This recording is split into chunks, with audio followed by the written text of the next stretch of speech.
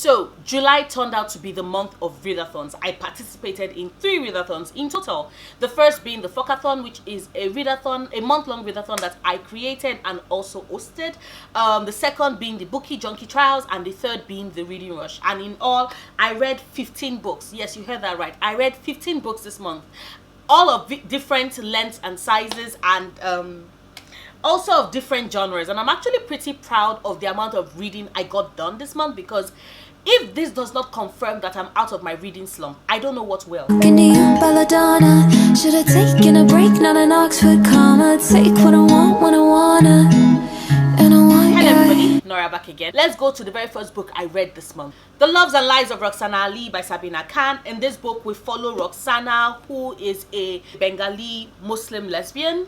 Yes, you heard that right. And who is basically trying to deal with both living a truth and also keeping this very crucial part of her a secret from her parents, because she is worried about the reception she would get should they ever eventually discover the truth. And one day her mother does stumble on her with a girlfriend and decides to ship her off to Bangladesh to stay with family because of an emergency situation, and with the hope that eventually they'll be able to correct her. I feel that this book is much needed. There were so many things I could relate to with it. I love the queer rep. I also could relate to exactly, the emotions you feel when it is that the people that are meant to love you, the people that claim to love you, all of a sudden stop doing so the minute you come out and tell them that you're queer. I love the representation of what it means when it is that you're surrounded by homophobic family. I also loved the fact that even though it was very, very painful, I love the fact that Sabina did not hold back on the level of abuse folks who are surrounded by homophobic relatives face. Stories of like, your family being told that they can convert you and taking you to churches or places of worship where they basically restrict your movement and sort of try and force their beliefs on you. Is it's real. I'm seeing the way it was depicted in this book. It broke me, but at the same time, I was actually very impressed to see that level of representation in this book. I did give it a 3.5 stars though, not a 4-star, definitely not a 5-star, for various reasons. The first being that although a lot of the issues that were brought up in this were really, really good and really, really crucial and really, really needed, I felt that the book was too small. I felt that a lot of these things were rushed. Because, for example, I love the fact that this book dealt with, how do you reconcile how do you reconcile with family that has abused you the minute you came out to them? Because, see, your family is a huge part of you. They are a part of your culture. You are a part of that unit. And especially when you grow up with family that is very tight-knit and very close and all of that, it's very hard. So how do you extend that? And they're extending you an olive branch and asking for forgiveness with regards to their actions. How do you deal with that? How do you come to terms with how do you forgive them and still deal with the amount of abuse you faced at their hands? Like, these were really, really crucial topics that Sabina brought up in this book. My problem was that she did not take enough time to delve into it. I felt that it was quite rushed. The book was short. I would have loved it longer. I would have loved if she had gone into more details, because, trust me, there were so many things. There were so many topics of conversation that we could have with this book. But I just felt everything was too rushed and was done too fast and resolved too quickly. Something else was the writing. I felt the writing was pretty simple. And also very disjointed. Like, we jumped across different emotions very quickly. 1 minute Rukhsana is feeling this way, and then in 2 seconds she's feeling another way, and we don't get that transition of why. And I felt that the writing did this book a slight disservice, because, see, I don't even know if I would consider it a disservice, because this book broke me. I was in tears. I was in pain for a very long time after I read this book. And all I was thinking was that if I am this affected by this writing, by this book, when the writing is so simple and so dry and so devoid of quite a lot of emotions, like, it was a lot of telling, not showing. If I am feeling this range of emotions, imagine, all I could think was that, imagine how you would feel, Noria, if actually this writer had been better. Like, you would have been devastated. This book would have totally and completely devastated you. So yeah, like I said, I gave it a 3.5 stars. I did enjoy it, though I do feel like it's needed. The conversation it raised were very important. I also had a problem with the fact that a lot of there was a turning point in this book that I felt was heartbreaking, in that it aimed to serve Rukhsana's purpose, even though what happened is something that happens all around us, is something that happens where I'm from. And I just felt like it cheapened that act, it cheapened that loss, because it was used to drive Rukhsana's narrative rather than taking its time to also have that conversation. I also had the problem with the fact that even with the way Rukhsana's mother's forgiveness came about, I felt like the instances were shoehorned in order to manipulate her both into forgiving her mother and to manipulate us, the readers, into forgiving a mother for all the actions she took. And a lot of Rukhsana, I also had a problem with the fact that a lot of Rukhsana's whole arc of trying to go back home because she is basically kidnapped. The whole arc of her wanting to return home, I had a problem with that. A lot of that was driven primarily by her need to reunite with her girlfriend, not for her to be free. Right? It's something small. A lot of people might be like, Noria, you're reading meaning to it. But I just had a problem with that. Like, it felt like her freedom was driven by need for her to be with her girlfriend, as opposed to all these horrible things she's facing, and she should not have to face that, and she should be free. And it just, I had a problem with that. So yes, I enjoyed it. I recommend it.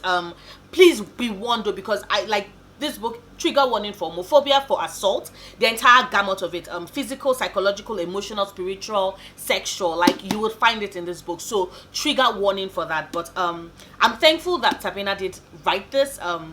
It's, as much as it's devastating, it's also felt so real, because that could be me, that could be any of the people in my life, my friends, people that I love and care about. And it's just, it was a hard book. It was a hard book to read, but definitely a very needed book, and I enjoyed it. Next, I read City of Bones by Cassandra Clare. I gave this a 2.5 stars, even though I rounded it up on Goodreads. Because of the love of my life, Magnus Bane, I gave it a 3 stars for the love of my life, Magnus Bane. But this is a 2.5 star book. Everybody has told me that, what, Noria gets better, which is the reason why I'm sticking to it, and also because I have all the books in the series. I kid you not, I have all the books in this entire world, so I have to read them all. The world building, I enjoy the world building. Clary as a character, I was like, okay, it's interesting being able to see things from her perspective, being yet another stereotypical YA protagonist who is dropped in the middle of something that she never did understand, even though she's been a part of it. And discovering that she does come from this long line of people called Shadowhunters, and her mother gets kidnapped and she wants to find her mother, and along the way she meets people and discovers, powers that she did not know she had, and discovers that there's more to the world around her that she's always assumed. So yeah, I like I said, it was a 2.5 star read. As someone who watched the show and really loved the show, let me just say that there is absolutely nothing. The only thing connecting the show and the books at this point is just the names, and if I had read the book first, I know I would have hated that show, because what the fuck. But I watched the show first and I love it, so yeah. But I'm definitely looking forward to one, because at this point Cassandra Clare's writing is pretty basic. This is your basic YA genre. This is one of the books that made the YA, this is one of crucial books in YA history, so I know that the tropes are there. I had a little bit of a problem. I had a lot of problem with the old girl 8 thing, because Clary showed up and immediately could not stand Isabel, because Isabel was pretty and all of that. And I just, I'm thankful that we've moved beyond this point where, in YA, a girl has to hate another girl just because the other girl is more attractive than her. Like, why can't we all be friends? Why can't we just simply date? I don't understand. But I'm hoping that this just happens in the first book. I loved the instances of Magnus that we saw. Alec was just, we didn't see much of him, but right now, he's jealous, that he has something to prove. And yeah, so like I said, really nothing much happened in this book, now that I think about it. Okay, no, we established that there's this thing called Shadowworld. We have met the different players in the game. We know who our big bad villain is. We know that Clary is probably going to develop her skills and become better and all of that. But so far, I was just pretty meh. I didn't really feel any what way about this book. not gonna lie, if not for the fact that a lot of my friends have told me that it gets better, and I did watch the show, and I'm invested in following this story because I picked up these books for Magnus, so I'm interested in following more Magnus. But like I said, I gave it a 2.5 stars. Yeah, I don't really have that much to say about it. It was just pretty meh. I was not really crazy about it, but I didn't really hate it either, which is saying a lot because there are some books I've read that I've hated, but not bad. Not bad at all. I'm definitely interested in finding out more about these characters and seeing where their story goes, which is a plus in my book. The next book I read was Why I'm No Longer Talking to White People About Race by Reni Eddo-Lodge. I listened to this on audiobook, and I just have to say, this is one of 2 audiobooks that I absolutely intend to get the physical copies of, because I really wanted to annotate. I really wanted to take so many notes in this book. I enjoyed it.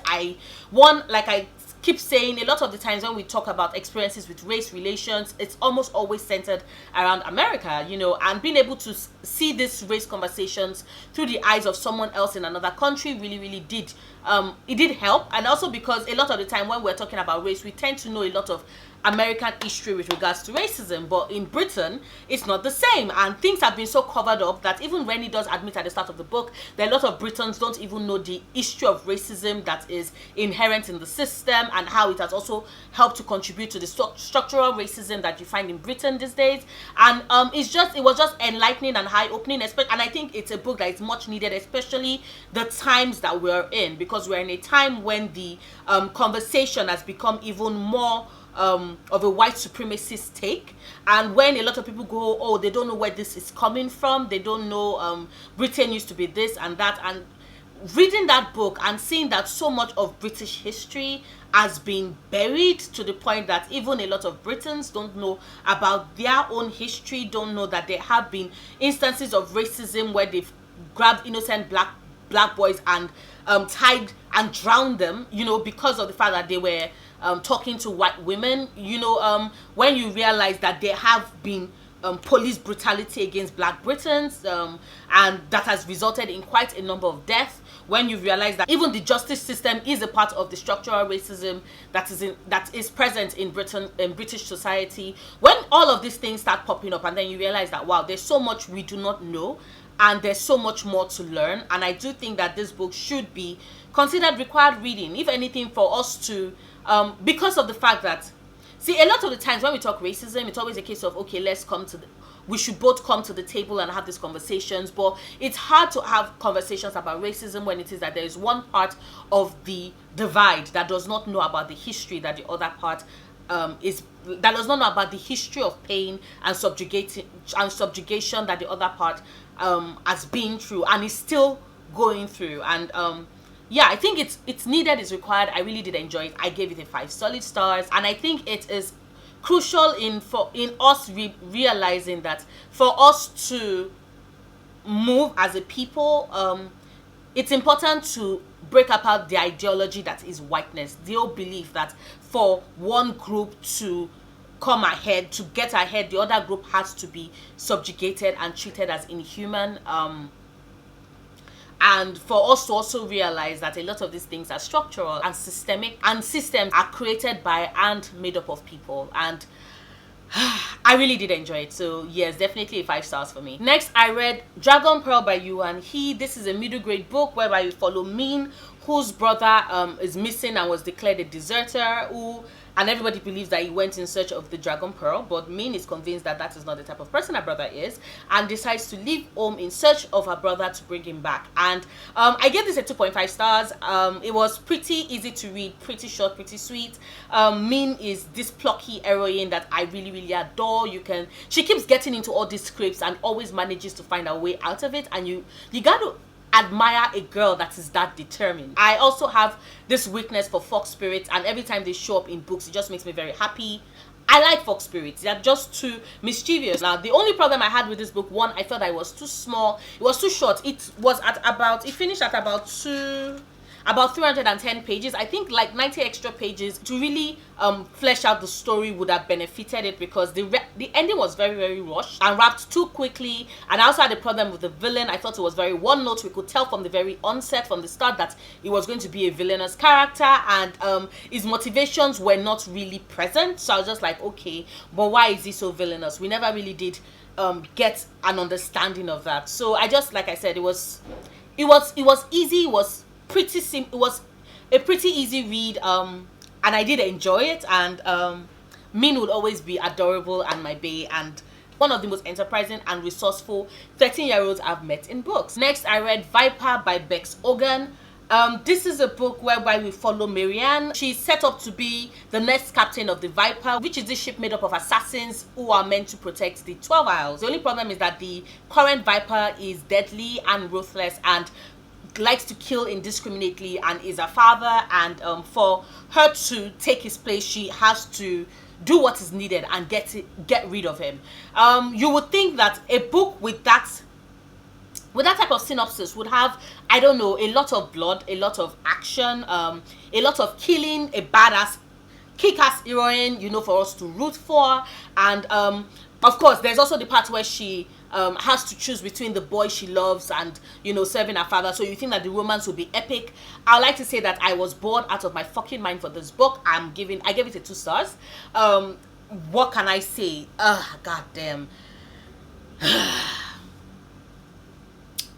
Marianne is a pirate living on a ship surrounded by assassins, who states that she wants to become the next Viper to take over from her father because she feels that her father is being a dick, but is sworn to not kill anybody. Tell me if that makes any form of sense to you, because it does not make any sense to me, especially due to the setting. And every time she's appalled at the fact that she does have to kill somebody, it just grated on my nerves, because it's almost always a case of she either kills them or is killed in turn, or maybe they have killed somebody really precious and dear to her. And all I'm thinking is that you cannot keep telling me that you're this deadly girl, because sometimes she's like, oh, she's terrified of the darkness within her. She speaks with deadly intent. I think Bex Ogan kept trying to convince us that Marianne is a badass, but the Marianne we find in the book is not a badass. She's so fucking boring. She's so fucking annoying. I was just very, very offended. The only thing, and the romance, the epic romance I thought I was going to get in this book, I did not get it. It was all pretty meh. Very, very annoying meh.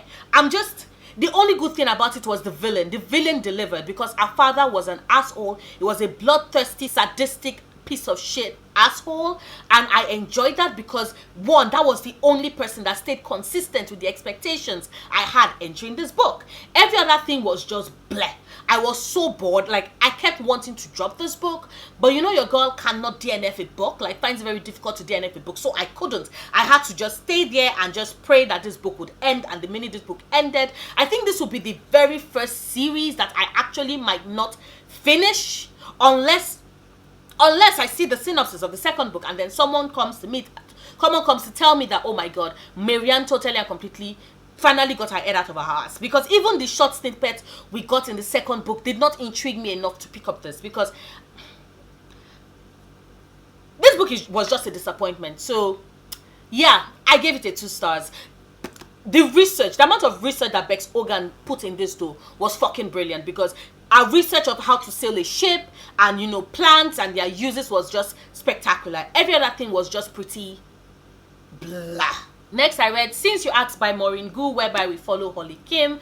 She's this 15-year-old sophomore who accidentally ends up submitting an article to her school's newspaper where she's very scathing towards her classmates and the old school experience. But because of the amount of publicity generated, she ends up getting a column of her own where she, you know, shares her opinions and thoughts about all these things with this old air of this teenager who totally and completely gets it, as opposed to everybody else who is only interested in things being popular and shit. I'm sure you can guess from my expression that I am laughing my ass off, because I really laughed at this book. I found it so fucking funny. Ollie's belief, that, like a stereotypical teenager, that nobody understands what she's going through, nobody gets her, she and her friends are the only cool groups, and she's the center of the universe, she's quite spoiled, very entitled.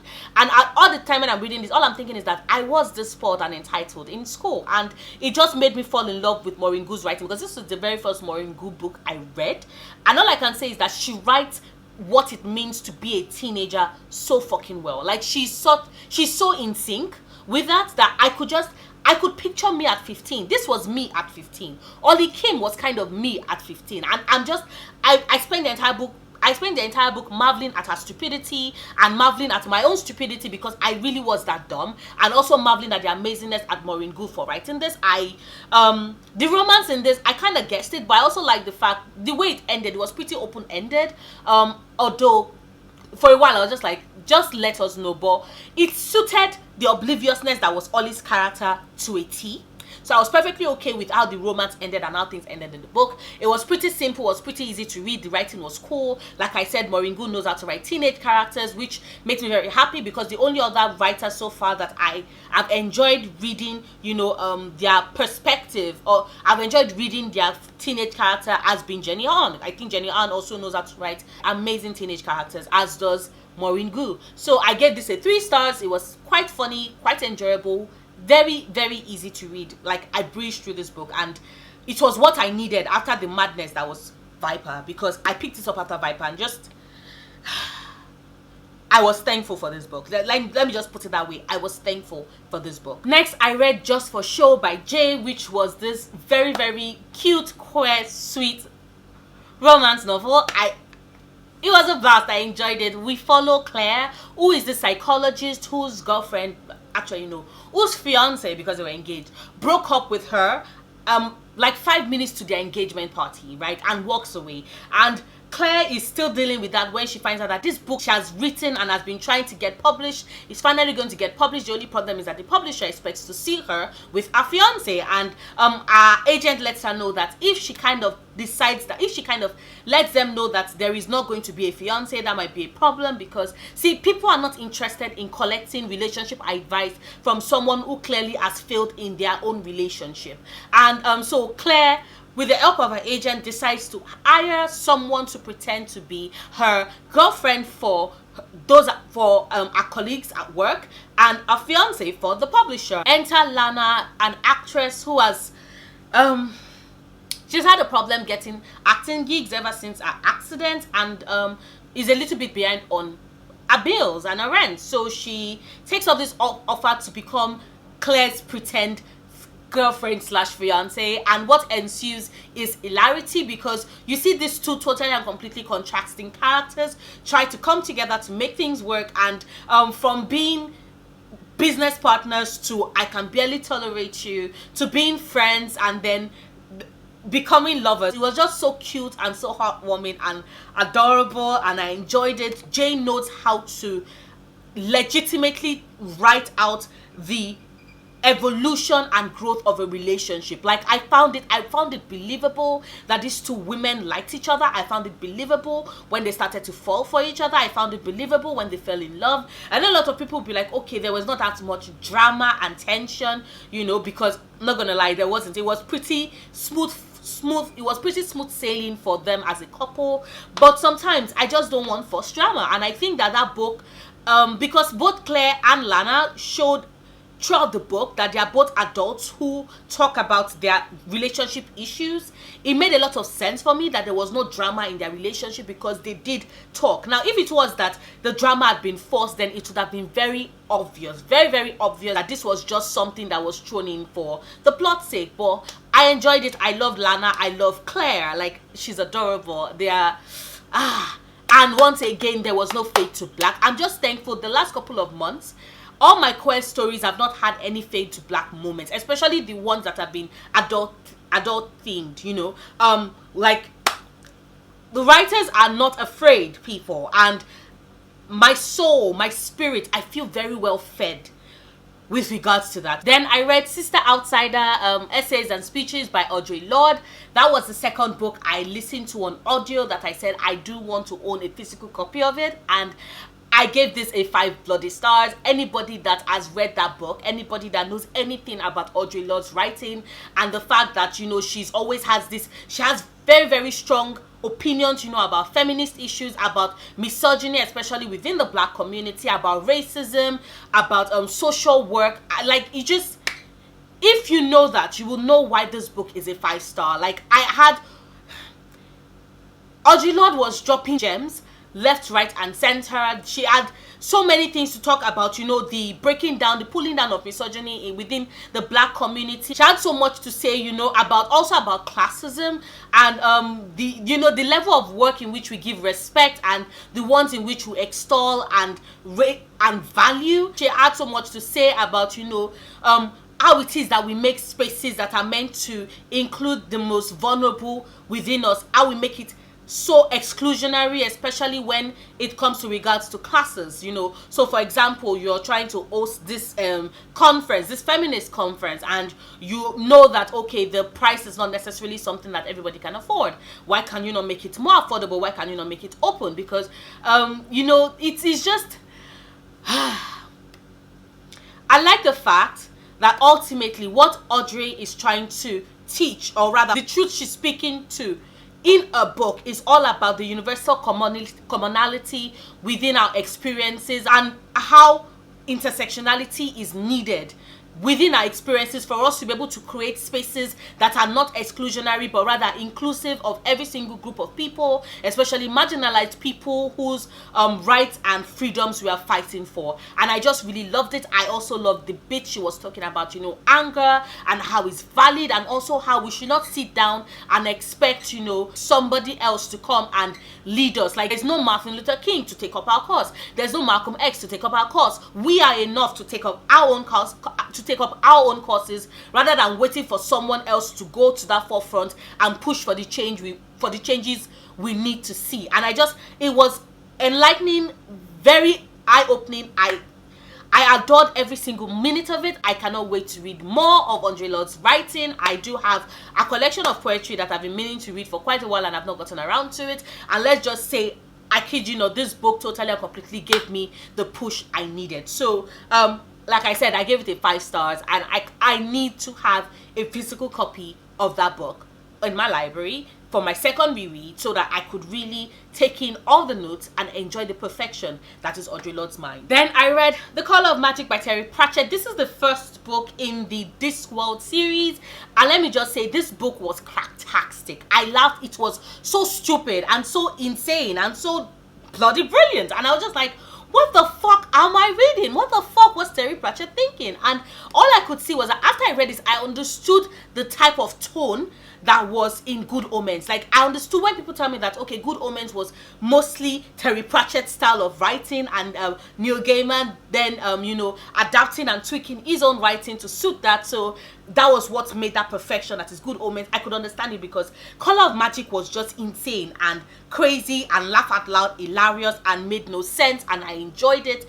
And it also filled me with this burning desire to get more of the books from Death's perspective. Yes, Death is in this book, and let me tell you, you'll feel so sorry for his ass, because the guy just won't get a break. All he wants to do is to collect Rincewiнд's soul, you know, and get on his way. But Rincewind, that determined bloody ass git, just would not die. Every single time he seems to be saved by fate itself, except for the fact that even fate is very pissed at Rincewind and wants him to die, but Rincewind still would not die. And Two Flower is just so dumb and stupid and very, very lucky, especially with that his cannibalistic luggage. Yes, he has a luggage with teeth that delights in, 1, terrifying everybody, 2, very loyal to its master, and 3, eating anything and anybody that will stand in its way. Like, legit, it will eat you. And this book was just hilarious. It made no sense, but made so much sense in the way it made no sense. And if that made no sense, then just imagine how I felt after I finished reading this book. But I really enjoyed it. I think this might be my second favorite reiteration of Death. My very first favorite reiteration of Death would always be Death of the Endless from Neil Gaiman's Sandman series. Like, she would always own my heart. But Death in the Discworld series, he's just frustrated. Like, the guy is just like, give me a break, Rinzwin, like, fucking die already. And it was so hilarious, and I loved it. I loved every moment of this. I enjoyed this book. It was insane, but so bloody brilliant and so bloody good. And I gave this a 4 stars. Like, totally and completely worth it. And I cannot wait to get the rest of the books in the series and just take my time and devour them. So I definitely see what the hype is for Terry Pratchett now. Like, just saying. And then I read Harry Potter and the Goblet of Fire by J.K. Rowling. You know, no matter how many times I reread the series, I would always say that Goblet of Fire was the turning point for me. 1, that was when J.K. confirmed that she can write big-ass books. 2, that was when J.K. confirmed that she would destroy you and devastate you and make you laugh in equal turns. And 3, that was when J.K. Rowling confirmed that she would kill every single one of your faves. And I don't know if there's anybody in this world that still has not read Harry Potter. So now it's weird because I'm like, am I spoiling it by going into details? So I'm not going to try and get into that much detail. All I'm saying is that I really, really enjoyed this. The world, as always, was magical and beautiful and brilliant. I want to be a part of the Triwizards tournament. Not a champion, because we all know what happened to the champions. No, I want to just be I just want to be, you know, a member of the audience, having a blast and watching this in real life, because it was totally and completely awesome. All the twists and all the turns and all the surprises, and let me tell you this, plot twist is just, J.K. Rowling is amazing with the plot twist. Like, the Mad Eye Moody plot twist in this book never fails to have me screaming. The same thing with the Cedric plot twist in this book never fails to have me break down in tears. So yeah, I read it, I loved it, I enjoyed it, it was a blast. I of course gave this a 5 stars. Is anybody surprised? Would always be one of my favorite series. And this book would always be the start of devastation for me. Like, yep. And then I read Harry Potter and the Order of Phoenix. Now, I'm not gonna lie, prior to this moment, Paz Noria was convinced that Harry Potter and the Prisoner of Azkaban was her favorite book in the series. Paz Noria is an idiot, because this book is perfection. I don't understand what it is about this particular reread that just sealed it for me, but like, see, there is no other book in the series that manages to balance the heartache and the laughter and the joy and the pain and the rage and the depression and the character development and the rebellion and the perfection that is Order of the Phoenix. Like, this is my favorite book in the entire fucking series. You can come at me, I don't give a shit. I am speaking the fucking truth. This book is perfection. Wow. This is when J.K. Rowling was like taking off the gloves. Like, no, what am I saying? Goblet of Fire, she took off the gloves. This, she was like, I can finish you in a fucking uppercut. She had my throat, my entire leg, my entire neck, my entire being in the palms of her hands, and she molded me. And all I'm thinking, and I'm still lost and in awe and amazed at the perfection that is this book. And once again, of course, this book is the best, is the most absolute, the best book in the entire fucking series, because it's Order of the Phoenix, and I'm in love, and I'm in awe, and I'm like, wow. Past me didn't know shit. Prisoner of Azkaban was good, but this is great. This is perfection. Of course, I give it a 5 star. Like, is this even something to debate? Like, duh. Next, I read Stardust by Neil Gaiman. I'm certain nobody's surprised at this point in time, but I always have to say it. Neil Gaiman is one of my favorite writers of all time. I love his way with words. I love the way his mind works. I love the whimsical, meandering type of way in which he tells his stories. I love the fact that sometimes they don't make any sense, and sometimes they make so much sense, and sometimes you just have to take a moment and look beneath the surface, and it's always so fantastical that I really, really enjoyed. And Stardust is no different. Here we follow Tristan Thorn, who lives, you know, the only home he's ever known, in search of a fallen star in order to get the hand of the girl he loves, Victoria Forrester. And along the journey, not only does he discover exactly what it means to be a fallen star, but he also learns and has such character growth. And at the end of it, you're just so proud of your son. You're just so proud of him. Like, I was proud of my son Tristan. This is my second reread. The first time I read it was quite a while ago, so I'd forgotten so many things, and I read it, and once again I was like, this is a fairy tale. This is beautiful. This is gorgeous and amazing and whimsical and like ethereal, and there's just this it's just transported. I was not here. I was lounging. I was in fairy. Yes, there is fairy, and you all know how much I have a weakness for fairy. Like, this book paired up one of my favorite authors with fairy, and what is not to love about it? I loved every single moment, every single minute of this book. I know a lot of people didn't really like I know it's pretty polarizing, like some people love it and some people hate it, but I'm one of the people that really love it, and I think it's because I really like Neil Gaiman's style of writing. So I give this, of course I give this a 5-star. Like, it was perfect. It was small and cute and filled with wonder and magic and perfection, and I love it. So yeah. Then I read On the Come Up by Angie Thomas, and all I can say is that, one, Angie proved to me with this book that she would forever own my heart and my soul and my spleen and my wallet, because there is absolutely no book she would write that I will not fucking buy. Like, I would buy every single book she writes and puts out in a heartbeat. I will scream the perfection and amazingness and awesomeness that is our name for the world, for the entire world to hear, because this book is perfection. In this book we follow Brie, who dreams of becoming a rapper and who dreams of making a name for herself and coming out of her late father's shadow, because her late father was a rapper and was on the cusp of doing it big, and Brie has these plans, but see, when certain experience has her venting the rage and anger and frustration she feels, it ends up painting her in this particular light, and Brie has to decide just exactly who she is and what type of music she's going to make and take a stand for it. Like, I loved it. I enjoyed this book. Had everything. It had heartache, but it also had humor and also had romance, and my god, the romance in this, goddamn, that shit was so fucking cute and so fucking hot.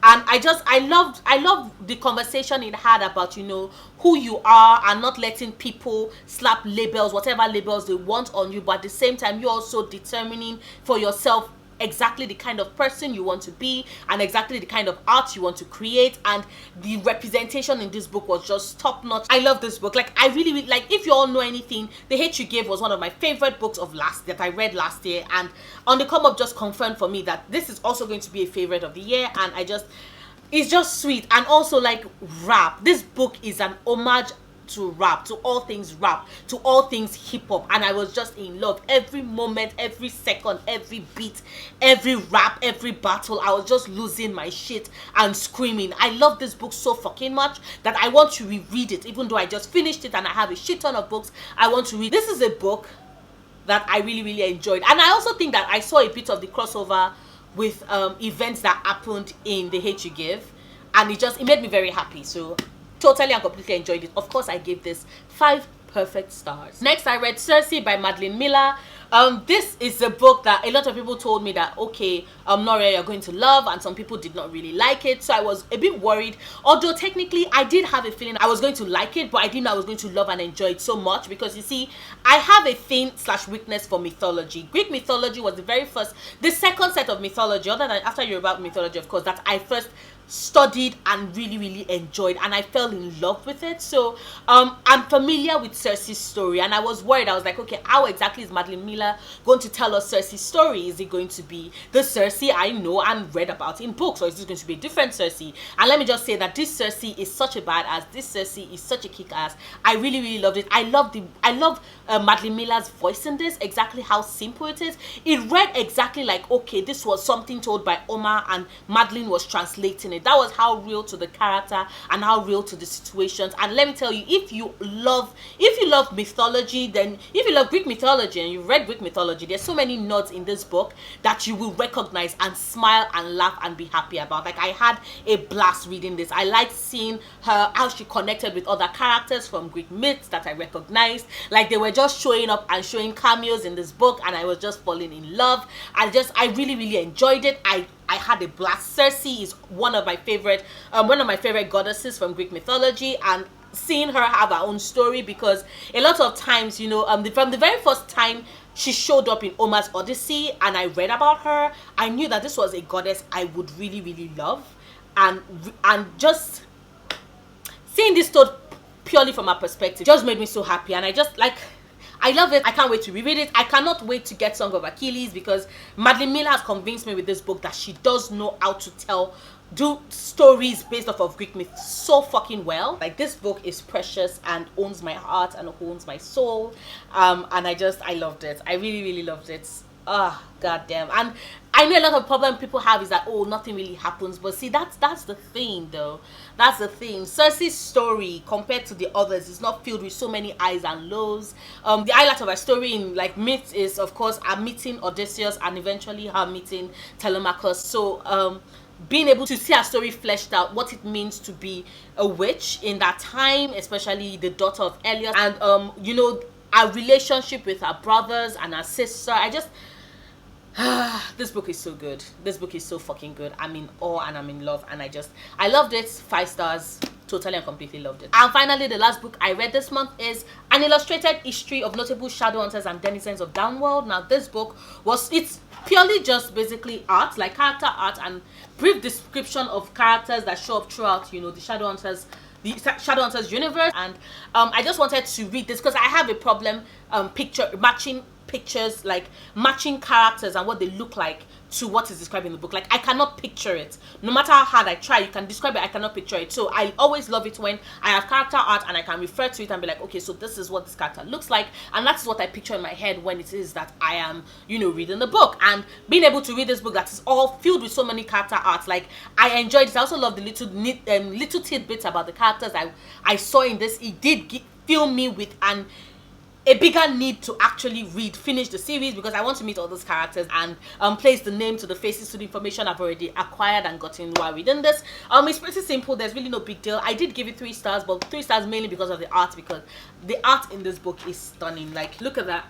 Can you see that? Like the art is stunning. I gave it 3 stars primarily for the art. Like I would have given it 5 stars completely if, you know, but it's basically just fan art and little tidbits about the characters, which I enjoyed. So yes, those were the books I read this month, all 15 of them. Not bad at all. If you stayed to the very end of this video, thank you very much. Let me know down in the comments below what were your 5-star reads that you read in July that you really enjoyed it. Let me know. I'm always looking for more books to add to my ever expanding TBR. And confession time, I really like it when I have a big TBR, because it's just the thought that there are so many characters for me to meet and so many more worlds and so many more authors for me to fall in love with just makes me so happy. Like I get so happy at the thought of a big ass TBR. I know it's strange, but that's just me. But yeah, if you like this video, please do not forget to give it a big thumbs up. Check out my other videos, subscribe if you want to. I make new videos every Sundays, Wednesdays and Fridays, and I'll see you soon. Until then, stay passionate, love books, love yourself. Bye. My strange addiction, my doctors can't explain my symptoms.